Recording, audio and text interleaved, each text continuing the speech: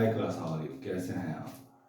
I hope आप अच्छे होंगे और निश्चित रूप से सब्जेक्ट के बारे में आपने अच्छी सी जानकारी प्राप्त कर लिया होगा। आप अच्छे से एक्सरसाइज कर रहे होंगे और आप बखूबी जानते हैं कि निश्चित रूप से हमें एक अच्छी तैयारी करना है ताकि रिवीजन भी अच्छे से होता रहे। आप नोट्स बना लीजिएगा और नोट्स में जो भी पॉइंट हैं आप उसको याद करते रहिएगा ताकि रिवीजन करने में कोई समस्या नहीं हो। अगर समस्या फिर भी होती है तो मेरे वीडियो को आप जो है डाउनलोड कर लीजिए और इसी डाउनलोड के माध्यम से आप इसको देखिए और इसको समझिए और एक्सरसाइज कीजिए। फिर भी कोई समस्या होती है तो कमेंट में आप निश्चित रूप से कमेंट कर सकते हैं कि आपको किन किन बातों में समस्या हो रही है, आप ताकि मैं उसका निदान कर सकूं। और फिर भी अगर आपको कोई एक्स्ट्रा जानकारी चाहिए किसी भी टॉपिक पर तो आप कमेंट इसके लिए भी कर सकते हैं। आपको निश्चित जो सा सहायता आपकी की जाएगी। ठीक है, चलिए आज का टॉपिक शुरू करते हैं। लेट्स स्टार्ट और टॉपिक। आज का टॉपिक है आपका प्रेडिकेट। ओके, शुरू करते हैं।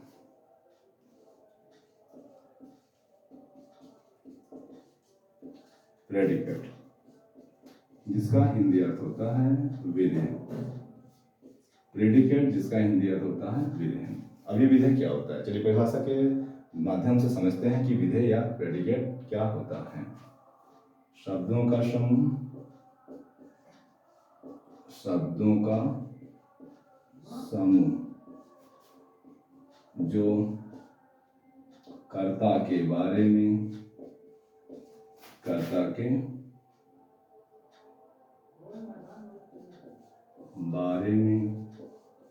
जानकारी प्रदान करता है, जानकारी प्रदान करता है विधेय कहलाता है। विधेय कहलाता है, विधेय कहलाता है। A group of words which describes about the subject called predicate। तो प्रेडिकेट का परिभाषा क्या बताएगी आपको? शब्दों का समूह जो कर्ता के बारे में जानकारी प्रदान करता है विधेय कहलाता है। अब वो जानकारी चाहे उसके एक्शन के बारे में हो तो चाहे उसके खुद के बारे में हो, यदि आप उसके बारे में चर्चा कर रहे हैं या कोई भी शब्द है किसी व्यक्ति के बारे में चर्चा कर रहा है और शब्दों के माध्यम से यदि आप चर्चा कर रहे हैं या तो उसके एक्शन या कार्य के बारे में बता रहे हैं तो शब्दों के समूह क्या कहलाएंगे? वो आपको विधेय या प्रेडिकेट कहलाएंगे। फिर समझते हैं, शब्दों का समूह जो कर्ता के बारे में जानकारी प्रदान करता है विधेय कहलाता है। चलिए इसको एग्जाम्पल के माध्यम से समझने की कोशिश करते हैं। ये हमारे जो विधेय क्या हो सकते हैं। एग्जाम्पल के तौर पर लिखा हुआ है I am writing a letter. चलिए समझते हैं। इसी रूप से हम प्रेडिकेट पढ़ रहे हैं, इस बात पर ध्यान देंगे और प्रेडिकेट को समझने की कोशिश करते हैं। कल की क्लास में आपको पता चल गया है कि आप सब्जेक्ट को किस प्रकार फाइंड आउट कर सकते हैं। चलिए देखो, थोड़ा रिवीजन करते हैं और फिर आगे प्रेडिकेट समझने की कोशिश करते हैं। सब्जेक्ट क्या होता है? सब्जेक्ट वाक्य का प्रधान शब्द होता है जो कार्य करता है या जिसके बारे में बताया जाता है तो क्या कहलाता है? वो सब्जेक्ट कहलाता है। और आपको बताया भी गया था कि सेंटेंस के दो पार्ट होते हैं, एक सब्जेक्ट होता है, दूसरा प्रेडिकेट होता है। यदि आप सब्जेक्ट को फाइंड आउट कर लेते हैं तो यदि सब्जेक्ट आपको मिल जाता है सब्जेक्ट, तो सब्जेक्ट के अलावा जो भी ग्रुप ऑफ वर्ड होंगे उन्हें निश्चित रूप से क्या कहलाएंगे? प्रेडिकेट कहलाएंगे। चलिए देखते हैं। जैसे यहाँ पर हमें सब्जेक्ट खोजना है, हमें सब्जेक्ट नहीं पता क्या है तो हम वर्ब से क्वेश्चन करते हैं सब्जेक्ट के बारे में। देखते हैं यहाँ पर सब्जेक्ट क्या है। फर्स्टली यदि हम मेनली रूप से नहीं जान रहे हैं या निश्चित रूप से हम निश्चित नहीं है वर्ब के बारे में कि वर्ब क्या है, तो हमें इस बात पर ध्यान देना चाहिए यदि वाक्य प्रारंभ कोई नाउन और प्रोनाउन आया हुआ है, नाउन और प्रोनाउन आया है तो उसके बारे में कोई ना कोई बातें होंगी, या तो वो एक्शन करेगा या तो उसके बारे में कोई चर्चा होगी। अब चर्चा होगी या तो एक्शन करेगा, दोनों आपके निश्चित रूप से किस भी सहायता प्रदान करेंगे? सब्जेक्ट को फाइंड आउट करने में सहायता प्रदान करेंगे। देखते हैं यहाँ पर क्या हो रहा है। यहाँ पर क्या काम हो रहा है? राइटिंग का काम हो रहा है, लिखने का काम हो रहा है, लिखा जा रहा है। क्या लिख रहा है? पत्र लिख रहा है। कौन लिख रहा है? Who is writing a letter. Who is writing a letter? कौन लिख रहा है पत्र? Who is writing a letter? I am writing a letter. I क्या कर रहा है? राइटिंग कर रहा है लेटर को। तो निश्चित रूप से हम देख रहे हैं हु का उत्तर क्या मिला मेरा? राइटिंग। तो हु का उत्तर कौन है? हु का उत्तर है आपका आई। तो हु किससे उत्तर किया गया? प्रश्न किया गया वर्ब से। वर्ब से क्या पुटअप किया गया? वर्ब से पुटअप किया गया क्वेश्चन, और इस क्वेश्चन का जो आंसर है वो आंसर क्या कहलाएगा? आपका सब्जेक्ट। चलिए पुटअप करते हैं। Who is writing a letter, कौन पत्र लिख रहा है? तो I am writing a letter, कौन पत्र लिख रहा है? आई। तो आई क्या कहलाएगा आपका? ये सब्जेक्ट हो जाएगा। ये क्या कहलाएगा आपका? सब्जेक्ट। और सब्जेक्ट में क्या है? ये हेडवर्ड। और हेडवर्ड में क्या है? ये आपका प्रोनाउन। और प्रोनाउन में ये क्या? प्रोनाउन में ये क्या है आपका? Personal pronoun. Personal pronoun. और पर्सनल प्रोनाउन में क्या है आपका? फर्स्ट पर्सन का प्रोनाउन है। किस पर्सन का प्रोनाउन है? फर्स्ट पर्सन का प्रोनाउन है। ऐसी बातें आपको बताई जा रही है। देखिए आई कौन है? सब्जेक्ट है। सब्जेक्ट में क्या है? हेडवर्ड है। हेडवर्ड में क्या है? प्रोनाउन है। प्रोनाउन में कौन सा प्रोनाउन है? पर्सनल प्रोनाउन है। और पर्सनल प्रोनाउन में कौन सा प्रोनाउन है? फर्स्ट पर्सन का प्रोनाउन है। क्लियर हो गया? तो सब्जेक्ट क्या है यहाँ पर? आई। अब आई किस क्या क्या बचा? I am writing a letter. ये क्या ग्रुप ऑफ वर्ड कहलाएंगे? यही आपके प्रेडिकेट है। तो दूसरा वाक्य देखते हैं। तो यहाँ पर सब्जेक्ट क्या हो जाएगा? सब्जेक्ट आई हो जाएगा, और बाकी जो ग्रुप ऑफ वर्ड है क्या कहलाएंगे आपको? प्रेडिकेट। अब परिभाषा से हम समझने की कोशिश करते हैं क्या वाकई में प्रेडिकेट है या नहीं है। चलिए परिभाषा क्या कह रही है? शब्दों का समूह जो कर्ता के बारे में जानकारी प्रदान करता है विधेय कहलाता है। यानी कि शब्दों का समूह है। क्या शब्दों का समूह? देखिए 1 2 3 4 शब्द दिए हुए हैं, शब्दों के समूह हैं, और जानकारी भी प्रदान कर रहे हैं। किसके बारे में जानकारी प्रदान कर रहे हैं? आई के बारे में। आई क्या कर रहा है? पथ लिख रहा है। तो ये ग्रुप ऑफ वर्ड क्या कहलाएंगे? आपको प्रेडिकेट कहलाएंगे। मेनली देखने को मिला है कि ग्रुप ऑफ वर्ड ही आकर के क्या बताते हैं? सब्जेक्ट लाइन जानकारी को प्रदान करते हैं। कभी कभी ऐसा होता है कि केवल वर्ब ही आपको केवल जानकारी प्रदान कर देता है। जैसे मान लीजिए लिखा हुआ है आई राइट, केवल आई राइट कर दिया। आई राइट माने क्या होता है? मैं लिखता हूँ। मैं लिखता हूँ। ठीक है। तो यहाँ पर ग्रुप ऑफ वर्ड क्या है? यहाँ पर ग्रुप ऑफ वर्ड है लिखता हूँ। 2 वर्ड हैं आपके सामने, लिखता हूँ। तो लिखता हूँ क्या कहलाएगा आपका? प्रेडिकेट। और मैं क्या कहलाएगा आपका? ये आपका सब्जेक्ट कहलाएगा। अब यहाँ पर आइए, यहाँ पर आई क्या है? सब्जेक्ट। और राइट क्या है? अब राइट आपको देखने में एक वर्ड लग रहा है, लेकिन एक वर्ड नहीं है, ये 2 वर्ड हैं। क्या वर्ड है? चलिए देखते हैं। एक इसमें हेल्पिंग वर्ड छिपी हुई है, और एक क्या छुपा हुआ है? Main word. अब मेन वर्ड क्या है? राइट लिखना। और हेल्पिंग वर्ड क्या है? First form of the word, यानी कि first form of the word, यानी कि क्रिया की पहली सूरत। अब क्रिया की पहली सूरत क्या है? राइट लिखना। और स्वयं कर्ता, स्वयं मेन वर्ड मुख्य क्रिया का अंग्रेजी क्या होता है? राइट। और इसकी पहली सूरत क्या है? राइट। तो हम ये कह सकते हैं मेन वर्ड हेल्पिंग दोनों राइट ही हैं। तो ये दो ग्रुप ऑफ वर्ड कहलाएंगे। दो शब्द हैं तो ग्रुप ऑफ वर्ड कहलाएंगे। तो यहाँ पर भी ग्रुप ऑफ वर्ड ही है। देखने में तो एक शब्द लग रहा है, लेकिन ग्रुप ऑफ वर्ड ही है, क्योंकि without helping word we can't imagine what the main word. तो हम मेन वर्ड का बिना हेल्पिंग वर्ड के मेन वर्ड की कल्पना नहीं कर सकते हैं, क्योंकि मेन वर्ड के साथ हेल्पिंग वर्ड की होना अत्यंत आवश्यक होता है। यानी किसी भी वाक्य में हेल्पिंग वर्ड होना बहुत ही ज़्यादा जरूरी होता है। विदाउट हेल्पिंग वर्ड हम सब्जेक्ट के रूप के बारे में, सॉरी सेंटेंस के रूप के बारे में भी कल्पना नहीं कर सकते हैं, क्योंकि ये हेल्पिंग वर्ब होगा तभी सब्जेक्ट का, तभी सेंटेंस का वर्चस्व होगा। विदाउट हेल्पिंग वर्ब सेंटेंस की कल्पना भी नहीं की जा सकती है। अब वो हेल्पिंग वर्ब आपके डायरेक्ट हेल्पिंग वर्ब के रूप में भी आ सकते हैं, वो हेल्पिंग वर्ब आपके मेन वर्ब के रूप में भी आ सकते हैं, क्योंकि second form of the verb और first form of the verb ये आपने देखा होगा कि प्रेजेंट इंडेफिनिट में first form of the verb plural के साथ, और पास्ट इंडेफिनिट में second form of the verb सभी प्रकार के सब्जेक्ट के साथ एक हेल्पिंग वर्ब मेन वर्ब का कार्य करती है। ठीक है। अब इस पर आपको परेशान होने की जरूरत नहीं। अभी आपको केवल दिमाग लगाना है फाइंड आउट करने में सब्जेक्ट और प्रेडिकेट को। क्या मैं सब्जेक्ट और प्रेडिकेट को समझ पा रहा हूँ ये नहीं कि नहीं समझ पा रहा हूँ, यही मेरा मोटिव होना चाहिए। आज का जो टॉपिक है हमारा प्रेडिकेट है, तो हम केवल प्रेडिकेट पर चर्चा करेंगे। थोड़ा बहुत जो बीच में मिल जा रहे हैं वह शब्दों को, उसका भी रिवीजन करते चलना है। निश्चित रूप से थोड़ा दिमाग में तो होना भी चाहिए। चलिए देखते हैं अब आपसे किसका क्वेश्चन पुट अप करना है, क्वेश्चन करना है, और जो आंसर मिलेगा वो क्या मिलेगा आपका?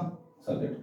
तो निश्चित रूप से आपको सब्जेक्ट बारे में पता है, तो ये किससे पुट अप करना है? वर्ब से पुट अप करना है। क्या पुट अप करना है? क्वेश्चन, और क्वेश्चन का आंसर जो होगा वो क्या कहलाएगा? आपका सब्जेक्ट। क्लियर? चलो तो यहाँ देख रहे हैं, यहाँ पर सब्जेक्ट क्या होगा? यहाँ पर सब्जेक्ट होगा आई, और प्रेडिकेट क्या कहलाएगा? आपका प्रेडिकेट कहलाएगा आपका राइट। क्लियर? चलिए बहुत सारे वाक्य लिखते हैं, बहुत सारे वाक्य लिखते हैं, और निश्चित रूप से समझने की कोशिश करते हैं उसमें हमारा सब्जेक्ट और प्रेडिकेट क्या हो सकता है। ओके,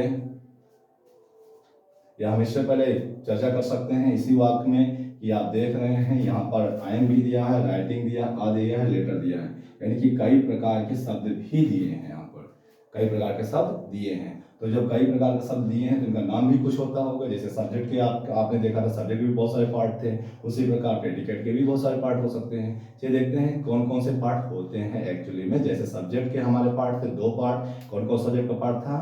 एक क्वालिफायर था और एक हेडवर्ड था। फिर क्वालिफायर के 3 पार्ट थे, डिटर्मिनर, एडजेक्टिव, एडजेक्टिवल फ्रेज, और हेडवर्ड के कितने थे? 2, नाउन और प्रोनाउन। इस प्रकार से क्या प्रेडिकेट के भी भाग होते हैं? यदि होते हैं तो प्रेडिकेट के पार्ट की बात कर लेते हैं। फिर एग्जाम्पल में देखते हैं कौन से शब्द प्रेडिकेट कहलाएंगे और क्यों, और कौन से शब्द सब्जेक्ट कहलाएंगे और क्यों।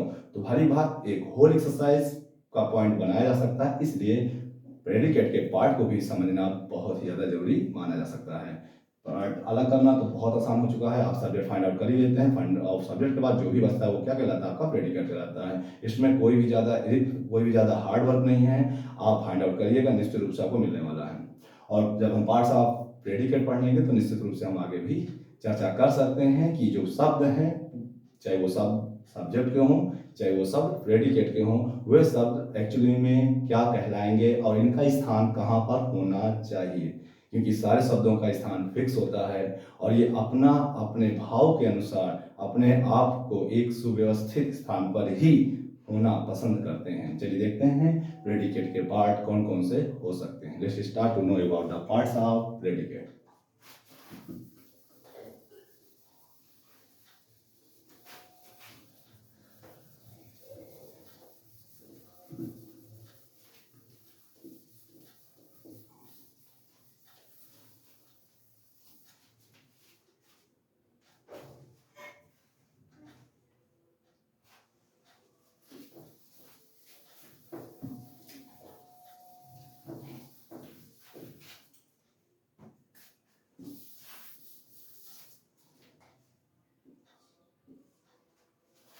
यदि हम पार्ट्स की बात कर रहे हैं, चलिए समझते हैं पार्ट्स क्या होता है। सबसे पहले लिखते हैं प्रेडिकेट। आप प्रेडिकेट के पार्ट करते हैं। कितने होते हैं predicate part? There are 3 parts of predicate. चलिए देखते हैं कौन कौन से हैं। एक है वर्ब, दूसरा क्या है आपका? ऑब्जेक्ट, तीसरा है आपका कॉम्प्लीमेंट। पहला क्या है आपका? वर्ब, दूसरा क्या है आपका? ऑब्जेक्ट, और तीसरा क्या है आपका? कॉम्प्लीमेंट। देखते हैं वर्ब क्या होता है। वर्ब के कितने पार्ट होते हैं? वर्ब क्या होता है? वर्ब सभी को पता है, वर्ब मीन्स क्या होता है? क्रिया। अब क्रिया क्या होता है? Verb is an action. Verb क्या होता है? एक्शन होता है। Verb is an action. Verb क्या है? वर्ब एक क्रिया है, वर्ब एक एक्शन है। अब वो एक्शन है, कितने पार्ट होते हैं वर्ब के? चलिए बात करते हैं। वर्ब के मेनली 2 पॉइंट हो सकते हैं, लेकिन अभी हम एक विस्तार जानकारी प्राप्त करने की कोशिश कर रहे हैं, तो हम इनको 3 भागों में निश्चित रूप से बांटने वाले हैं। एक होता है लिंकिंग वर्ड। एक क्या होता है? Helping word. और तीसरा क्या होता है? Main word. एक क्या होता है? Helping word, linking word. एक क्या होता है? हेल्पिंग वर्ड, और तीसरा क्या होता है? Main word. मैंने हमने हेल्पिंग और मेन वर्ड के बारे में ही सुन रखा है। आज आपको लिंकिंग वर्ड के बारे में भी आपको जानकारी दी जाएगी, ताकि आपको यदि कोई समस्या वर्ड में अगर मिल रही हो तो आज के बाद नहीं मिलना चाहिए। तो वर्ड में हमने क्या पढ़ने वाले हैं? लिंकिंग वर्ड, हेल्पिंग वर्ड और मेन वर्ड। वर्ब क्या होता है? Verb is an action. Verb क्रिया को कहते हैं। क्रिया की 3 प्रकार होती हैं। एक लिंकिंग वर्ब के रूप में आती है, एक हेल्पिंग वर्ब के, तीसरा मेन वर्ब के रूप में। अब लिंकिंग वर्ब, हेल्पिंग वर्ब दोनों एक ही सिक्के के 2 पहलू हैं। नाम अलग अलग है, पोजीशन भी अलग अलग होती है, और निश्चित रूप से ये भाव भी अलग अलग ही रखते हैं। और मेन वर्ब क्या होता है? मेन वर्ब आप जान रहे हैं, कर्ता द्वारा किए गए कार्य, एक्शन को क्या कहते हैं? मेन वर्ब कहते हैं। चलिए देखते हैं सबसे पहले लिंकिंग वर्ब क्या होता है। तो मेरा टॉपिक है लिंकिंग वर्ब। नोट करते रहिएगा, पॉइंट को नोट करते रहिएगा, ताकि बाद में समस्या ना हो। तो वर्ब माने क्या होता है? वर्ब मीन्स क्या होता है? क्रिया। क्रिया क्या होता है? एक्शन को क्रिया कहता है। एक्शन क्रिया क्या होता है? एक्शन माने खुद कार्य होता है, कार्य करना एक्शन कहलाता है। वर्ब माने क्रिया होता है, यानी कर्ता द्वारा किए गए कार्य को क्या कहते हैं? वर्ब कहते हैं। ऐसा बात नहीं है, यानी कि वाक्य में जितना भी एक्शन होगा, चाहे वो अर्थ पूरा करने के काम आए, चाहे वो जोड़ने के काम आए, और चाहे कर्ता द्वारा किए गए कार्य के बारे में जानकारी दे, वो तीनों के तीनों भाव आपके वर्ब ही कहलाते हैं। पहला है लिंकिंग वर्ब, यानी कि ये जोड़ने के काम आने वाले वर्ब हैं। हेल्पिंग वर्ब ये सहायता प्रदान करने वाले वर्ब होते हैं। मेन वर्ब ये कर्ता द्वारा किए गए कार्य यानी कि मुख्य क्रिया के बारे में जानकारी प्रदान करते हैं। लिंकिंग वर्ब जैसे कि आपको बताया गया है जोड़ बताने वाले होते हैं, यानी कि जोड़ते हैं। क्या जोड़ करते हैं? लिंक करते हैं। किसके बीच में लिंक करते हैं? शब्दों के बीच में। वो दो शब्द क्या हो सकते हैं? वो दो शब्द कॉम्प्लीमेंट और सब्जेक्ट हो सकते हैं। चलिए देखते हैं क्या होते हैं। लिंकिंग वर्ब क्या होते हैं? ये जोड़ते हैं, कनेक्ट करते हैं दो शब्दों को। कौन कौन? सब्जेक्ट और subject plus linking verb plus complement. इस शब्द को याद रखिएगा, कॉम्प्लीमेंट। कॉम्प्लीमेंट क्या होता है? कॉम्प्लीमेंट एक पूरक शब्द होता है जो सब्जेक्ट और ऑब्जेक्ट के लिए यूज किए जाते हैं। जैसे मान लीजिए मैं कहूँ आई एम ए टीचर, मैं एक टीचर हूँ, तो टीचर क्या हो जाएगा? मेरा कॉम्प्लीमेंट हो जाएगा। कॉम्प्लीमेंट की स्पेलिंग दो होते हैं, एक में आई होता है, एक में आई नहीं होता, ई होता है। यदि ई है तो कॉम्प्लीमेंट हो जाएगा, पूरक शब्द हो जाएगा। यदि आई है तो ये कॉम्प्लीमेंट होता है, किसी के बारे में कुछ बोलना यानी कि प्रशंसा करना या कुछ और बात। ठीक है, तो कॉम्प्लीमेंट क्या होता है? कॉम्प्लीमेंट में होता है पूरक शब्द। पूरक शब्द क्या होता है? पूरक शब्द यानी कि मैं कुछ बना, या मैं स्टेट ऑफ बीइंग, मेरा जो स्टेट ऑफ बीइंग है या ऑब्जेक्ट का कोई स्टेट ऑफ बीइंग है, तो वो क्या कहलाएंगे? वो कॉम्प्लीमेंट कहलाएंगे। जैसे आई एम ए टीचर, मैं टीचर हूँ, तो टीचर क्या कहलाता है आपका? ये आपका कॉम्प्लीमेंट हो गया। और मैं टीचर हूँ तो आई के बारे में जानकारी प्रदान कर रहा है, और यहाँ पर सब्जेक्ट है तो यह सब्जेक्ट कॉम्प्लीमेंट हो सकता है। लेकिन आप यहाँ पर कॉम्प्लीमेंट को समझ कर ही आगे बढ़ते हैं, क्योंकि यहाँ पर लिंकिंग वर्ब को समझ रहे हैं। ठीक है, अब लिंकिंग वर्ब केवल कॉम्प्लीमेंट ही नहीं होता है, कॉम्प्लीमेंट के साथ साथ कभी यहाँ पर वर्ब भी देखने को मिलता है जो कि लिंकिंग वर्ब का ही कार्य करते हैं। चलिए देखते हैं। तो लिंकिंग वर्ब समझ रहे हैं, लिंकिंग वर्ब क्या क्या हो सकते हैं? मैंने लिंकिंग वर्ब आपके सभी हेल्पिंग वर्ब को कहा जा सकता है, यानी कि सभी हेल्पिंग वर्ब का मतलब क्या होता है? We have do. चलिए देखते हैं यहाँ पर लिंकिंग वर्ब क्या होता है। जैसे लिखा हुआ है आई एम अ टीचर, तो यहाँ पर क्या है? यहाँ पर आ टीचर है। टीचर क्या होता है? मैंने अभी बताया, कॉम्प्लीमेंट हो जाएगा ये। और किसके लिए कॉम्प्लीमेंट है? ये आई के लिए। आई क्या है? अपना सब्जेक्ट है। ठीक है, और यहाँ पर लाइन कर दिया तो ये सब्जेक्ट हो गया, ये प्रेडिकेट हो गया। पूरा समझ के चलिए। ये क्या हो गया? ये सब्जेक्ट हो गया, प्रेडिकेट हो गया। ये सब्जेक्ट में आई है यानी कि प्रोनाउन है, और हेडवर्ड भी है, मतलब हेडवर्ड में प्रोनाउन है, हेडवर्ड का पार्ट, नाउन में प्रोनाउन, तो हेडवर्ड क्या हो गया? Pronoun. I am a teacher में यहाँ पर आई एम क्या है? यही तो है लिंकिंग वर्ब जिसके बारे में हम बातें कर रहे हैं, लिंकिंग वर्ब। तो आई एम क्या है? Linking verb. और आ टीचर क्या है? ये आपका कॉम्प्लीमेंट है, जैसा कि यहाँ पर दिखाई दे रहा है। और ये पूरा क्या कहलाएगा? ये पूरा क्या कहलाएगा? आई एम आ टीचर क्या कहलाएगा? ये प्रेडिकेट कहलाएगा। आई एम आ टीचर क्या है? ये प्रेडिकेट है। आई एम क्या है? लिंकिंग वर्ब है। आ टीचर क्या है? कॉम्प्लीमेंट है। चलिए दूसरे एग्जांपल की बात करते हैं और समझते हैं ये लिंकिंग वर्ब क्या होता है।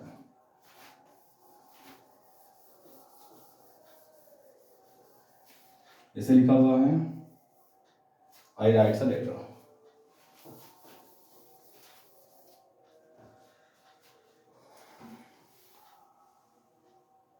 क्या लिखा हुआ है? आई राइट अ लेटर। क्या लिखा हुआ है? आई राइट अ लेटर। या दूसरा वाक्य ले सकते हैं, बार बार ये एग्जांपल ले रहे हैं, समस्या हो सकती है आपको। कह सकते हैं राकेश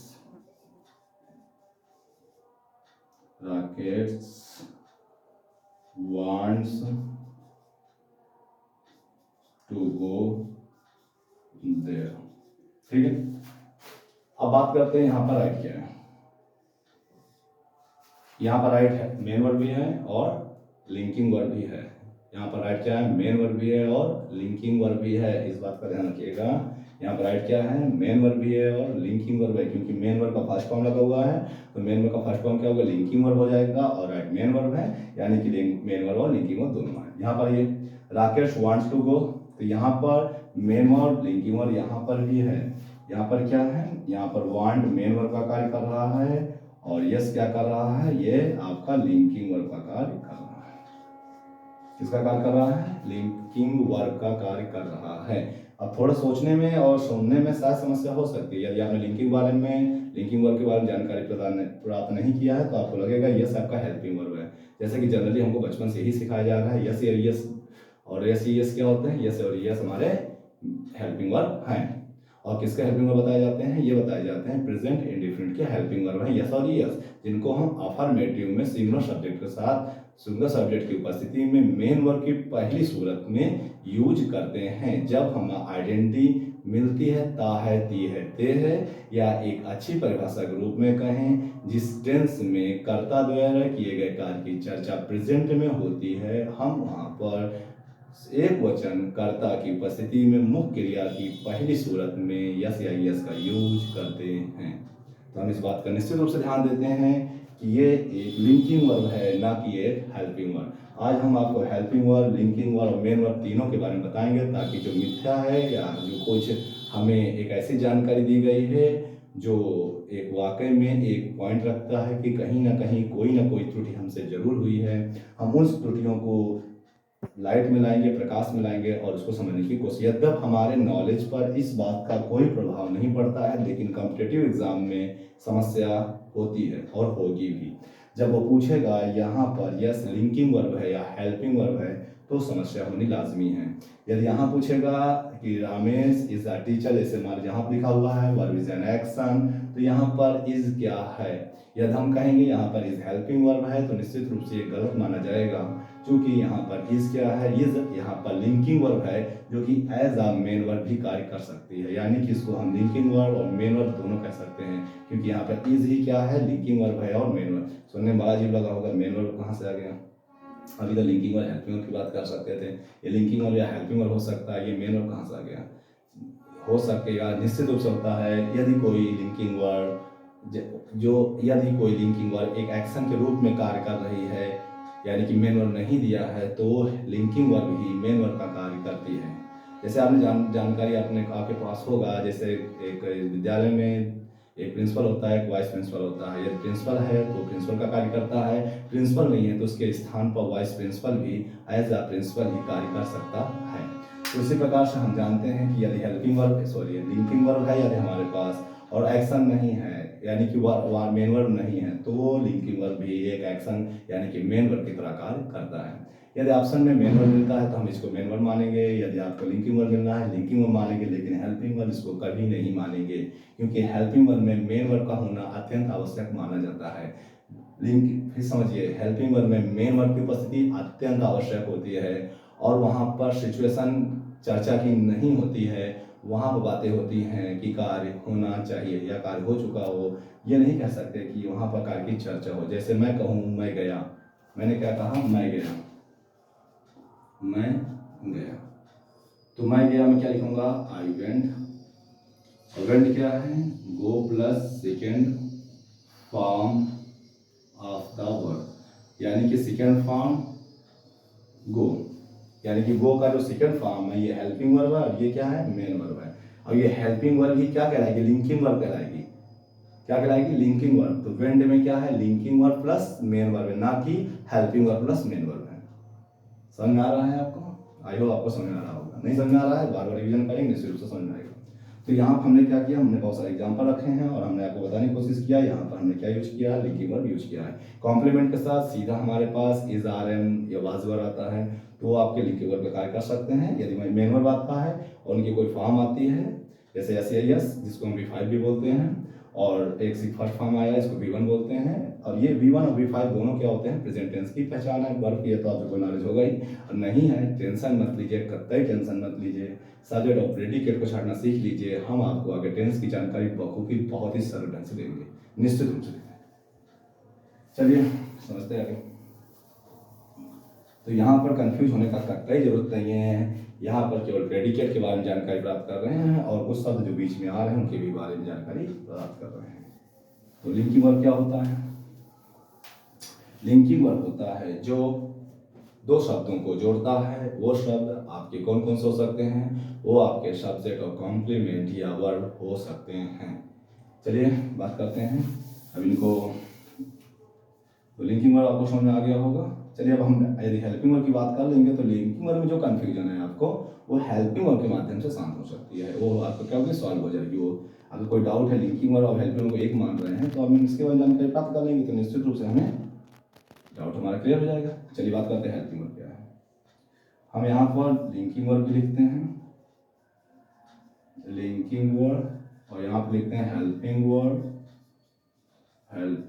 वर्ब, और यहाँ पर लिख देते हैं मेन वर्ब। एक चार्ट के माध्यम से समझते हैं, ठीक है। यहाँ जैसे लिखा हुआ है I am a teacher, okay.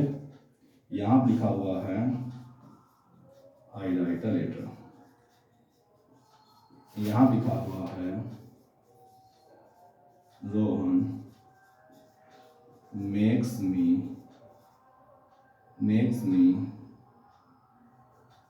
Mohan makes me student,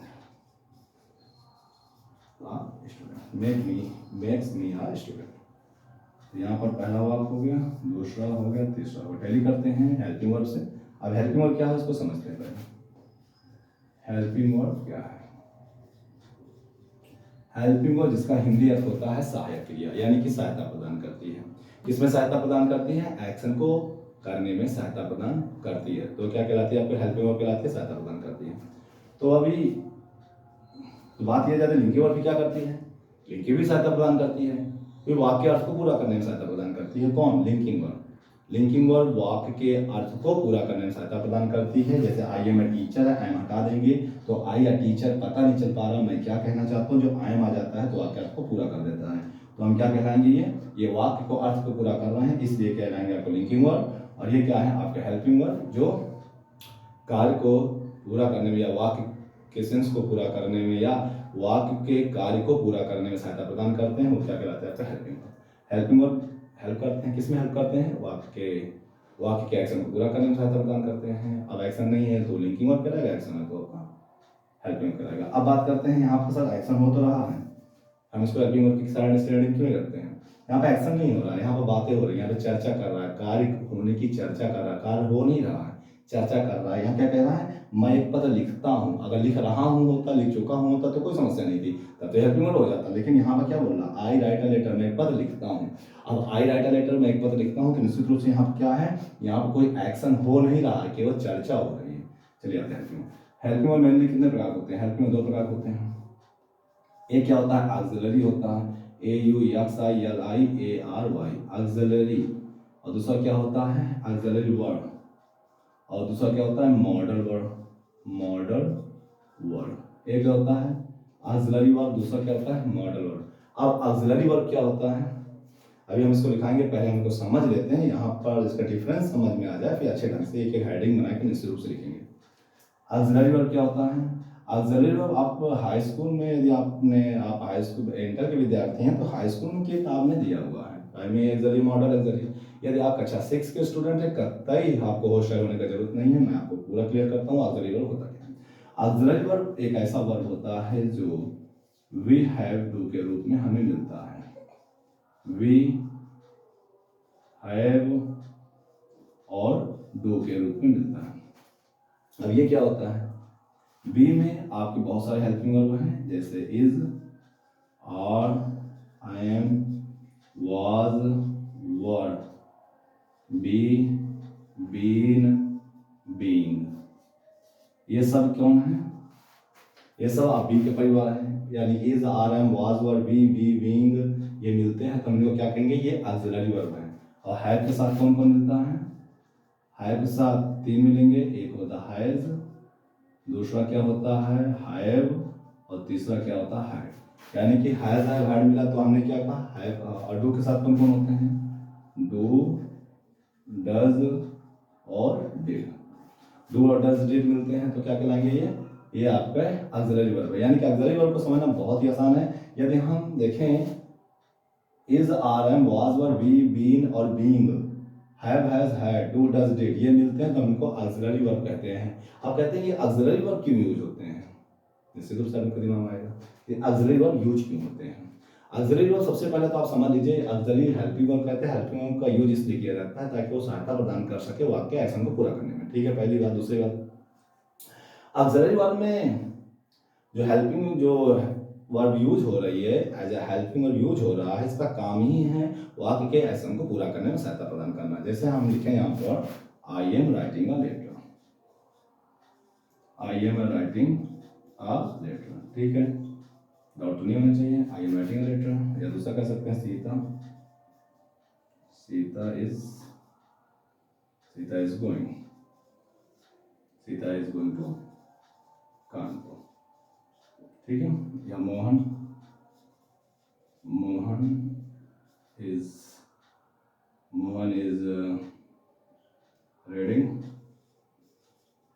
is reading a book, Rohan is reading a letter, ठीक है। मोहन क्या कर रहा है, लेटर को रीड कर रहा है। 1 2 and 3, ठीक है। अब यहाँ पर आई एम क्या कर रहा है, देखिए I am writing a letter. Writing का मतलब क्या होता है, लिख रहा। अब लिख रहा, यदि आप कॉन्टिन्यूअस का वाक्य देखें तो कॉन्टिन्यूअस में एक हेल्पिंग वर्ब यूज होती है आई एम। हेल्पिंग वर्ब तो 3 है, is, are and continuous, present continuous use होता है। आई के साथ आई एम लगाते हैं, और आई एम का क्या कार्य क्या है, I am plus main verb का फर्स्ट फॉर्म प्लस आईएनजी लगता है, यानी कि आईएनजी फॉर्म, यानी कि I am plus ING form होती है, आईएनजी फॉर्म अलग से नहीं होती है। तो अब प्रश्न तो आया होगा दिमाग में, सर ये आईएनजी फॉर्म क्या होती है। चलिए आप समझते हैं आईएनजी फॉर्म क्या होती है। जैसे लिखा है आईएनजी फॉर्म, तो मैंने इसको पहले लेक्चर में आपको बताया था, शायद आपके दिमाग में हो। मैंने बताया सब्जेक्ट के 3 काइंड भी बताए थे। एक क्या था, हेडवर्ड, दूसरा था इन्फिनिटिव ग्रुप में, तीसरा क्या था जीरोंड के रूप में। तो आपने देखा होगा जीरोंड में मैंने आईएनजी फॉर्म लगाई थी ना, हाँ वो भी एक आईएनजी फॉर्म ही है। तो आईएनजी फॉर्म जनरली कितने होते हैं, आईएनजी फॉर्म आपको 3 रूप में मिलेंगे। एक जीरोंड के रूप में मिलेगा, नंबर 2 पार्टिसिपल के रूप में मिलेगा, पार्टिसिपल के रूप में मिलेगा, और तीसरा आपके रूप में मिलेगा कॉन्टिन्यूअस के रूप में, ठीक है। जीरोंड के रूप में, पार्टिसिपल के रूप में, और कॉन्टिन्यूअस के रूप में। आप कहेंगे सर कॉन्टिन्यूअस को क्या पार्टिसिपल नहीं बोल सकते हैं, इसको पार्टिसिपल बोला तो जा सकता है लेकिन उसको बोलते नहीं है। पार्टिसिपल अलग होता है और कॉन्टिन्यूअस अलग होता है। पार्टिसिपल 3 होते हैं, प्रेजेंट पार्टिसिपल, पास्ट पार्टिसिपल और परफेक्ट पार्टिसिपल। यहाँ पर पार्टिसिपल का जो योगदान है वो एडजेक्टिव की तरह है, और कॉन्टिन्यूअस एडजेक्टिव का काम करता नहीं है, इसलिए हम इसको कॉन्टिन्यूअस नहीं बोल सकते हैं, ठीक है। इसको थोड़ा डिफरेंस समझेंगे, अलग अलग ही समझेंगे ताकि उसको समझ में तो मुझे आए। कॉन्टिन्यूअस की यदि मैंने पार्टिसिपल कर दिया तो बड़ी समस्या ये होने वाली है हमारे सामने कि हम आईएनजी फॉर्म को, जो भी आईएनजी फॉर्म मिलेगा तो हम उसको कॉन्टिन्यूअस मानने लगेंगे। अब पार्टिसिपल कहीं पर मिल गया, तो हम कॉन्टिन्यूअस मानेंगे। जैसे मैं कहूँ I am going to school for reading, अब रीडिंग मिल गया। अब रीडिंग में मैं कॉन्टिन्यूअस मान रहा हूँ तो यहाँ पर दो कॉन्टिन्यूअस के ऊपर क्या कर रहे हैं, ठीक है। निश्चित रूप से समस्या होगी, कन्फ्यूजन होगा। तो उसी कन्फ्यूजन को दूर करने के लिए हम पार्टिसिपल और कॉन्टिन्यूअस को अलग अलग ही समझेंगे। और कॉन्टिन्यूअस का मतलब क्या होता है, लगातार, यानी कि कोई काम लगातार हो रहा है, हम वहाँ पर कंटिन्यूस मानते हैं और वहाँ पर आईएनजी यूज कर सकते हैं। जैसे मैं जा रहा हूँ कोई मैं रुका हूँ नहीं, मैं स्टार्ट कर चुका हूँ, मैं जा रहा हूँ, लगातार कार्य कर रहा हूँ, या मैं खड़ा हूँ, लगातार खड़ा ही हूँ। तो निश्चित रूप से कैसे वर्ब है, ये निश्चित रूप से आपके क्या कहलाएंगे, ये आपके कंटिन्यूस के बाद पार्टिसिपल आप जान रहे 3 होते हैं, प्रेजेंट पार्टिसिपल, पास्ट पार्टिसिपल और परफेक्ट पार्टिसिपल। तो पार्टिसिपल में आप प्रेजेंट पार्टिसिपल में आईएनजी फॉर्म लगाते हैं, पास्ट पार्टिसिपल ये विशेषता बताता है, ठीक है। और किसकी विशेषता होता है, नाउन की विशेषता बताता है, विशेषात्मक वर्ब होता है, और ये 3 वर्ब का फॉर्म होता है। और अगर हम परफेक्ट पार्टिसिपल की बात करें तो परफेक्ट पार्टिसिपल भी क्या होता है, perfect participle having plus main verb का फॉर्म होता है, और ये कार्य पूरा हो जाए दूसरा कार्य शुरू होता है, तो हम वहाँ पर परफेक्ट पार्टिसिपल यूज करते हैं। बहुत ज़्यादा अपने लाइन को भटक रहे हैं, इसलिए हम थोड़ा सा क्या करेंगे, आने की कोशिश करेंगे अपने टॉपिक ताकि ज़्यादा लंबा वीडियो न बन पाए। ज़्यादा लंबा वीडियो हो जा रहा है, 1.5 GB मिल रहा है मुझे, तो डाउनलोड करने में समस्या हो रही है, इसलिए 2 दिन में 3 दिन में जो है वीडियो आ सकती है। वाईफाई भी लगा नहीं है, थोड़ी मुसीबत हो सकती है, थोड़ी मुसीबत देख लीजिएगा, आप एक्सरसाइज करते रहिए। मैं चाहता हूँ कि मैं वीडियो पर डे दूँ, लेकिन अभी मुसीबत है क्योंकि वाईफाई नहीं है और मुझे थोड़ी समस्या भी हो रही है, ठीक है। कोई समस्या नहीं, आप टेंशन मत लीजिए, चाहे 2 दिन में आएगा, लेकिन एक ऐसी वीडियो आएगी जो आपकी एक्सरसाइज करने में सहायता प्रदान करेगा। आप एक्सरसाइज करते रहिए, यदि हमने कुछ ठाना है पूरा जरूर करेंगे। चलिए, आई एम द टीचर, मैं क्या हूँ, एक अध्यापक। यहाँ क्या लिखा हो, I am writing a letter. यहाँ पर क्या हो रहा है, यहाँ पर मैं कॉम्प्लीमेंट यूज कर रहा हूँ, आई के बारे में बता रहा हूँ। किसके बारे में बता रहा हूँ, आई के बारे में बता रहा हूँ। यहाँ किसके बारे में बता रहा हूँ, मैं यहाँ पर एक्शन के बारे में बता रहा हूँ। यानी कि यहाँ पर किसकी बातें होंगी, यहाँ व्यक्ति की चर्चा होगी, यहाँ किसकी चर्चा होगी, यहाँ पर एक्शन की चर्चा होगी। यदि एक्शन हो रहा है, एक्शन के बारे में हम क्या बात कर रहे हैं, या एक्शन जारी है हम कर रहे हैं, तो यहाँ पर एक्शन होना चाहिए, यानी एक्शन होने के बारे में हम चर्चा कर रहे हैं, ना कि हो चुका हो या भविष्य में कभी किया होगा या भूत में कभी किया होगा, ऐसी बातें नहीं करनी है। यहाँ पर काम क्या होना चाहिए, यहाँ पर कार्य क्या होना चाहिए, कार्य होने के बारे में पता तो हो। जैसे I am writing a letter, यदि यहाँ पर वाज भी हो जाएगा तो समस्या नहीं है, अगर यहाँ पर राइट्स हो जाएगा तो समस्या है, क्योंकि हमारे ऑक्सिलरी वर्ब कहीं पर भी सेकंड फॉर्म फर्स्ट फॉर्म नहीं दिया हुआ है, ठीक है। यानी कि जितने मेंबर दिए हो यही हेल्पिंग वर्ब का कार्य करेंगे, जहाँ पर भी होंगे हेल्पिंग वर्ब कार्य करेंगे यदि एक्शन है तो। और एक्शन नहीं है तो ये क्या बन जाएंगे, लिंकिंग वर्ब बने। जैसे अगर ये देखिए फैमिली में आई एम है, यहाँ पर भी आई एम है, यहाँ पर भी आई एम है, ये क्या एक्शन नहीं है तो ये क्या कहलाएगा, लिंकिंग वर्ब। अगर यहीं पर एक्शन हो जाएगा तो क्या कहलाएगा, हेल्पिंग वर्ब। बस थोड़ा सा डिफरेंस है, समझना पड़ेगा, समझ लीजिए। तो यहाँ पर सवाल कहते हैं सी इज गोइंग टू कानपुर, क्या कर रही है, कानपुर जा रही है। अब कंटिन्यूअस में इज लगा हुआ, ये अलग से थोड़ी नहीं यूज हुआ है, ये इसके अर्थ को पूरा नहीं कर रहा है, ये अलग से यूज नहीं हुई, इज गोइंग के साथ लगा हुआ है। कंटिन्यूअस का हेल्पिंग वर्ब फिक्स है, इसलिए हेल्पिंग वर्ब है, ये कंटिन्यूअस में रहेगा रहेगा रहेगा। और किस कंटिन्यूअस में रहेगा, प्रेजेंट कंटिन्यूअस में रहेगा। तो Sita is going to Kanpur, Sita कहाँ जा रही है, कानपुर जा रही है। अब कानपुर जा रही है तो जा रही है, ये आपका क्या हो जाएगा, यही तो है प्रेजेंट कंटिन्यूअस की पहचान। रहा है रही है जैसा आप समझ रहे हैं, तो रहा रही दिया नहीं है, रहा है रही है दिया है, ऐसा नहीं है रहा रही प्रेजेंट कंटिन्यूअस का पहचान है, नहीं, रहा है रही है रहे हैं प्रेजेंट कंटिन्यूअस का पहचान है। और निश्चित रूप से आपने समझ लिया होगा यहाँ पर क्या है, रहा है रही है रहे हैं आपका प्रेजेंट कंटिन्यूअस का पहचान है। और यहाँ पर क्या पहचान है, फिर इस सिंपल में क्या पहचान है, इस टेंस में पहचान है हूँ हो, तो इसलिए हूँ आया है। यहाँ पर Mohan is reading a letter, Mohan क्या कर रहा है, पत्र लिख रहा है, पढ़ रहा है, सॉरी पढ़ रहा है, क्या पढ़ रहा है, पत्र पढ़ रहा है। तो मोहन भी कार्य आप जारी रखा हुआ है, यानी यहाँ पर भी कार्य की चर्चा हो रही है, एक्शन है तो ये क्या कहलाएगा, हेल्पिंग वर्ब, और एक्शन नहीं है तो ये क्या कहलाएगा, आपका लिंकिंग वर्ब। जैसे यहाँ दिया हुआ Rohan makes me a student, Rohan मुझे क्या बनाया, स्टूडेंट बनाया, विद्यार्थी बनाया। तो मोहन ने मुझे विद्यार्थी बना दिया, तो यहाँ पर स्टूडेंट क्या है, स्टूडेंट एक ऑब्जेक्टिव कॉम्प्लीमेंट है। मेक्स क्या है, मेक्स एक वर्ब है, और मेक्स माने क्या हुआ, बनाता है, बनाया नहीं, बनाता है। रोहन ने क्या रोहन मुझे क्या बनाता है, रोहन मुझे एक विद्यार्थी बनाता है।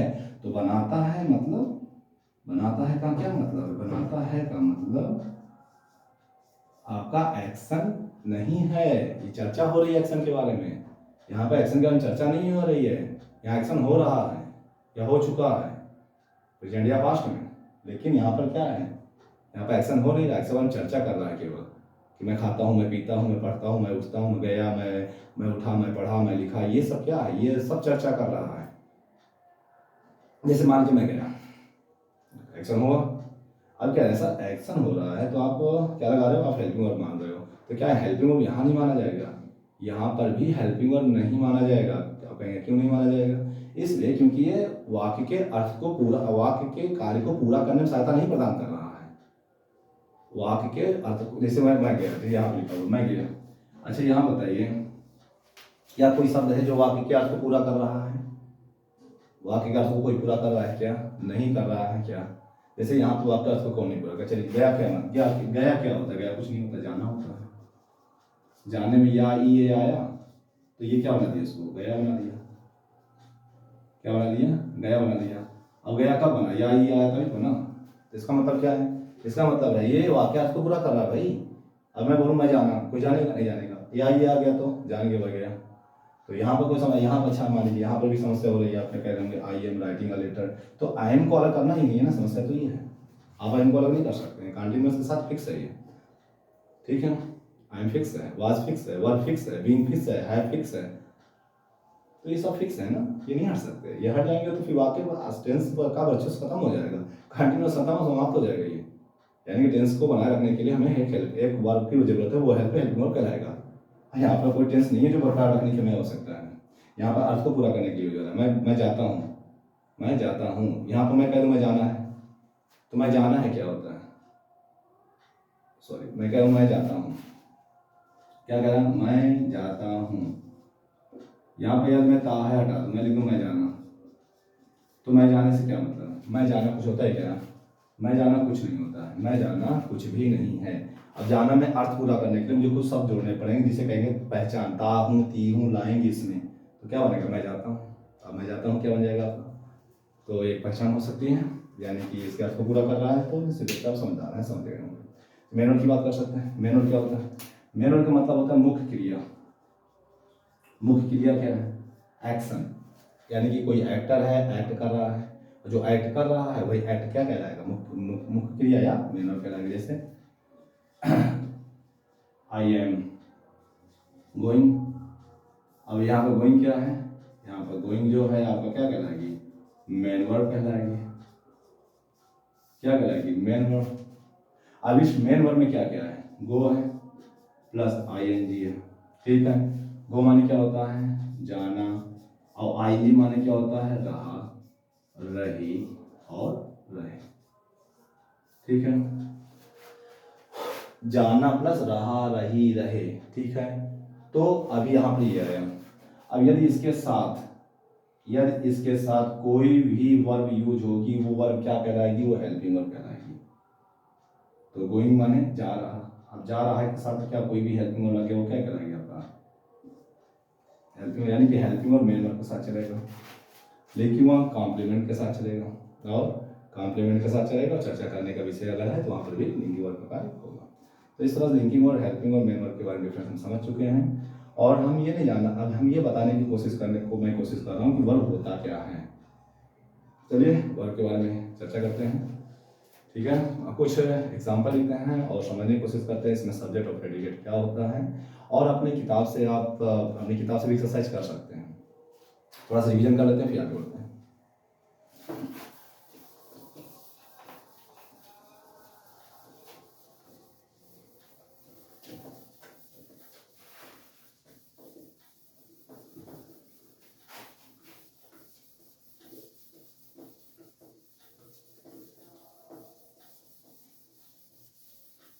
चलिए समझते हैं। वर्ब क्या है, वर्ब दो प्रकार के होते हैं, सॉरी 3 प्रकार के होते हैं। एक क्या है, लिंकिंग वर्ब, और दूसरा क्या है, हेल्पिंग वर्ब, और तीसरा क्या है आपका मेन वर्ब, ठीक है। अब हेडिंग डालते हैं linking verb. Linking verb, linking verb क्या है, लिंकिंग वर्ब वाक्य के अर्थ को पूरा करने में सहायता कर हुआ है। क्रिया जो वाक्य के अर्थ को पूरा करने में सहायता प्रदान करे, सहायता प्रदान करे, लिंकिंग वर्ब कहलाती है, कहलाती है। जैसे is, are, I am, was, were, यश, यश, या मेन वर्ब का सेकेंड फॉर्म, ठीक है। एग्जाम्पल के तौर पर हम समझ सकते हैं, I am a good teacher, तो ये क्या हो जाएगा, यहाँ पर गुड टीचर क्या हो जाएगा आपका कॉम्प्लीमेंट, और यहाँ पर देखें तो ये क्या हो जाएगा आपका सब्जेक्ट, और ये क्या है आपका लिंकिंग वर्ब, ये क्या है आपका लिंकिंग वर्ब, और ये क्या है आपका कॉम्प्लीमेंट। इसका कंस्ट्रक्शन देखें तो कंस्ट्रक्शन हमको इस प्रकार से मिलता है, लिंकिंग वर्ब जब भी आता है तो अपना कंस्ट्रक्शन लेकर ही आता है।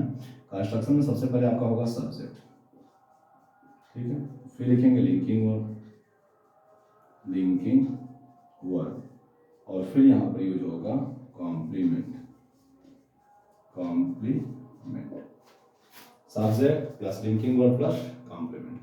अब मान लीजिए यहाँ पर सब्जेक्ट है तुम एक अच्छे विद्यार्थी हो।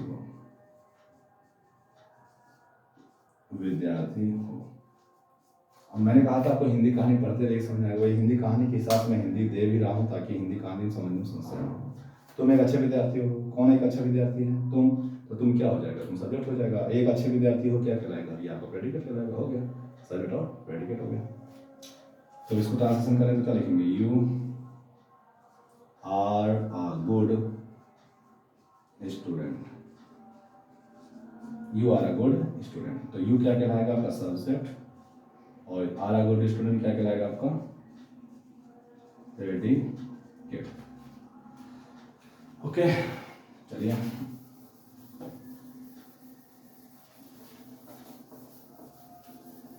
तो हम ये कह सकते हैं लिंकिंग वर्ब आपका कंस्ट्रक्शन किस प्रकार लिखाएगा? वाक्य बनाने का नियम, वाक्य बनाने का नियम। वाक्य बनाने का नियम क्या होगा? कर्ता प्लस लिंकिंग वर्ब प्लस पूरक शब्द या कॉम्प्लीमेंट, ठीक है, प्लस पूर्ण विराम या फुल स्टॉप। और इसका साइन क्या होता है? ऐसा भी, ठीक है। और कर्ता को क्या कहते हैं? सब्जेक्ट। हिंदी भी लिख जाइए, समझ में है ना। सब्जेक्ट क्या है? कर्ता। लिंकिंग वर्ब पूरक शब्द क्या है? कॉम्प्लीमेंट। पूर्ण विराम क्या है? Full stop. फुल स्टॉप क्या है? कसर। यदि कंस्ट्रक्शन को फॉलो करेंगे तो लिंकिंग वर्ब का यूज करना होगा। अब लिंकिंग वर्ब लगता कैसे है इसको भी समझना जरूरी है। जैसे मान लीजिए हम इज लगा रहे हैं, आर लगा रहे हैं, एम लगा, कहाँ कैसे लगाएंगे हम इसको? निश्चित रूप से बहुत ही अच्छी सीरीज में पढ़ेंगे, टेंस में निश्चित रूप से पढ़ेंगे। वहाँ पर हम इसको और अच्छी एक्सप्लेन करेंगे। यहाँ करेंगे तो वीडियो फालतू में और बड़ी हो जाएगी। और फालतू में इसलिए कह रहा हूँ क्योंकि उसका कोई यूज नहीं है ना। यहाँ पर हम यहाँ पर पार्ट की चर्चा कर रहे हैं, प्रेडिकेट की चर्चा कर रहे हैं। हम टेंस क्यों निर्माण कर रहे हैं? सबसे बड़ी बात यही है। जाने की इच्छा होती है, सही है, हम अच्छे से पढ़ाएंगे, कोई बात नहीं, हम तो टेंस और अच्छे पढ़ाएंगे। आपको तब कम से कम रफली आपको इन चीज़ों के बारे में पता हो जाएगा तो अच्छी बात हो जाएगी। आपका कंस्ट्रक्शन जब हम बताएंगे आपको सब्जेक्ट वर्ब और ऑब्जेक्ट लगाइए तो आपको कौन समझ में आ जाएगा सब्जेक्ट क्या, वर्ब क्या, ऑब्जेक्ट क्या है। जब थोड़ा थोड़ा पढ़ेंगे तभी ना। चलिए तो यहाँ पर क्या है? लिंकिंग वर्ब, हेल्पिंग वर्ब और मेन वर्ब। तो आपने लिखी और जानकारी प्राप्त कर लिया, आप हेल्पिंग वर्ब के बारे में जानकारी प्राप्त करने जा रहे हैं। चलिए,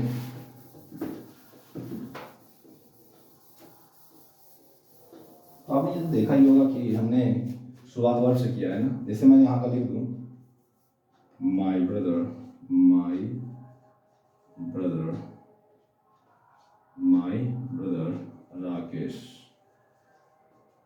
इज गोइंग देयर, ठीक है। My brother Rakesh is going there. My brother Rakesh is going there. मेरा भाई कौन है? राकेश है। वो क्या कर रहा है? वहां जा रहा है। तो बड़ा सब्जेक्ट है, तो बस याद नहीं क्वेश्चन करना है। Who is going there? Who is going there? कौन going there? My brother Rakesh is going there. तो यहाँ पर क्या कहलाएगा? ये पूरा क्या बन जाएगा? आपका सब्जेक्ट, ठीक है। अगर his son is not there, his son is not there, उसका पुत्र वहां नहीं है। अब कौन वहां नहीं है? who is not there? who is not there? his son, उसका पुत्र। तो उसका पुत्र वहां नहीं है, तो इसकी उसका पुत्र क्या कहलाएगा? his son। his son आपको कहलाएगा सब्जेक्ट, और ये क्या कहलाएगा? आपका प्रेडिकेट, ठीक है। अगर देखते हैं ऐसे लिखा हुआ है an old man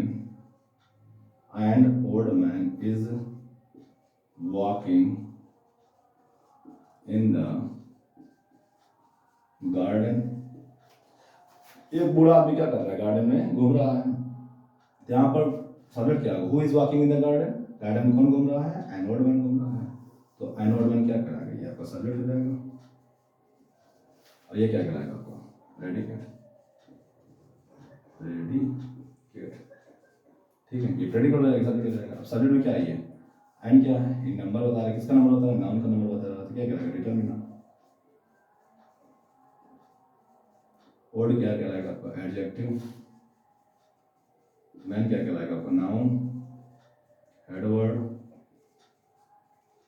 ठीक है। इस क्या कहलाएगा आपका, हेल्पिंग वर्ड, क्या कहलाएगा, हेल्पिंग वर्ब।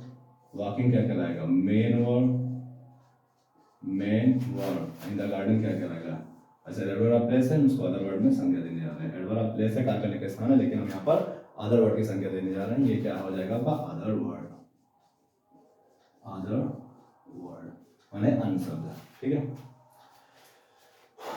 तो हिज क्या है, पॉसेसिव। सन क्या है, नाउन, नाउन के साथ पॉसेसिव आया हुआ है। हिज सन माने अपना नहीं, उसका पुत्र। ये अपना कब बनेगा, जब सब्जेक्ट होता है। जैसे मैं यहाँ पर एक वाक्य लिख सकता हूँ, he is going with his son. अब ये हिज सन क्या बना है, ये क्या बना भाई, क्या बना, ये ऑब्जेक्ट बना। तो ऑब्जेक्ट बना तो ऑब्जेक्ट कैसे बना, वो है किस, वो किसको जा रहा है, वो किसको जा रहा है नहीं पता चल रहा ना, किसको, और क्या, क्या वह जा रहा है, क्या जा रहा है नहीं पता, किसको जा रहा है नहीं पता, तो क्या किसको को क्या होता है, ऑब्जेक्ट, ऑब्जेक्ट तो होता नहीं है। तो ये क्या हो गया, अदर वर्ड तो कहलाएगा। तीन शब्द तो होते हैं हमारे पास, एक सब्जेक्ट होता है, एक वर्ब होता है, एक ऑब्जेक्ट होता है, और जो भी बच जाए अब वो होगा अदर वर्ड, ठीक है। तो सब्जेक्ट तो ये हो गया, वर्ब ये हो गए, ये मान लीजिए प्रीपोजिशन है। हिज सन क्या है, ऑब्जेक्ट। अच्छा ऑब्जेक्ट फाइंड आउट करने का तरीका क्या है, हम व्हाट और whom का क्वेश्चन करते हैं, क्या और किसको का क्वेश्चन करते हैं, और किससे करते हैं, इसी वर्ब से करते हैं। और इसी वर्ब से यदि हु का क्वेश्चन करेंगे तो क्या मिलेगा, सब्जेक्ट। हु का क्वेश्चन करेंगे तो क्या मिलेगा, सब्जेक्ट। और व्हाट और whom का क्वेश्चन करेंगे इसी वर्ब से तो क्या मिलेगा हमको, क्या मिलेगा, ऑब्जेक्ट। क्या मिलेगा, ऑब्जेक्ट। जैसे एक एग्जांपल लेते हैं, आई राइट अ लेटर। इस ऑब्जेक्ट भी समझ लेते हैं, थोड़ा वीडियो शॉर्ट मिल जाएगा। आई राइट अ लेटर, मैं क्या करता हूँ, एक पत्र लिखता हूँ। अब मैं क्या लिखता हूँ, पत्र। तो क्या का जवाब क्या मिल रहा है, क्या लिखता हूँ, क्या लिखता हूँ, एक पत्र। तो क्या क्या जवाब मिला, ए लेटर लिखता हूँ। ए लेटर क्या कराएगा, ये आपका ऑब्जेक्ट है। और हर शब्द ऑब्जेक्ट थोड़ी नहीं हो जाता, यहाँ पर भी था, कभी फिर सन दिया था, आपका ऑब्जेक्ट है, तो ये ऑब्जेक्ट नहीं हो सकता है। तो निश्चित रूप से आप समझ रहे हैं ऑब्जेक्ट क्या होता है, जो क्या और किसको का उत्तर मिलता है वो ऑब्जेक्ट कहलाएगा, ठीक है। जैसे मैं लिखूँ, दूसरा एग्जाम्पल ले सकते हैं, जैसे मैं लिखूँ आई